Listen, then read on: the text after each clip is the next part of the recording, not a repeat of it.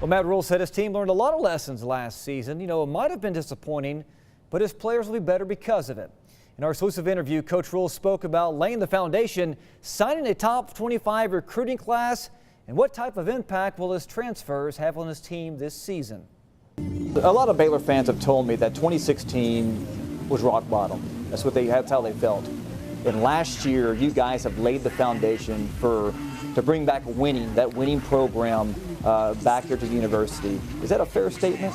I wasn't here in 2016, so it's hard to talk about. It would be unfair for me to talk about those emotions. I know for me, there were hard times last year, but at the same time, I also thought there were a lot of good times. And there were a lot of lessons that I hope our team learned, I know our staff learned, that I think will really propel us in the future and allow us to have great success. I expect us to have the great program that Baylor deserves, in the near future. Well, how is it possible that a one-win team signs a top 25 recruiting class, and then do these players see the vision that a lot of us can see?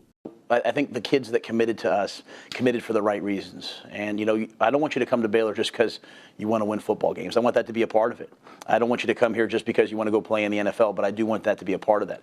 I want you to come here because, you can achieve everything you want to achieve at Baylor. You can get a great education. You can be part of a great community and a great alumni base. You can play football, in a world-class facility and be on a great team. You can go on to be in the NFL, and you can come to a place that is faith-based, that cares about who you are, not just what you can do. And so I think the kids that decided to come here, despite our record, came because they believed in the mission of Baylor, and they believed in the mission of Baylor football. And I think they saw that when they came to those games. And even though the result wasn't what we wanted it to be, they saw our players fight. They saw our coaches not change, but just keep coaching. They saw our fans stay there with us till the very end and support us even though we weren't winning. And I think they recognize, this is a special place, and this is a place I want to come be a part of. And you have a lot of really good transfers that are eligible to play this season. What do they bring to the table?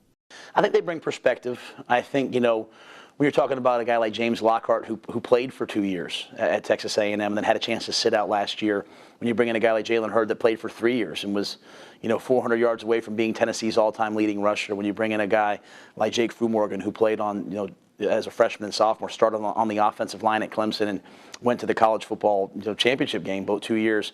Those guys have been a part of football at its highest level, and to sit there last year, to be on the scout team, to have a chance to take a breath, to grow, I think they bring perspective. They bring experience and talent as well.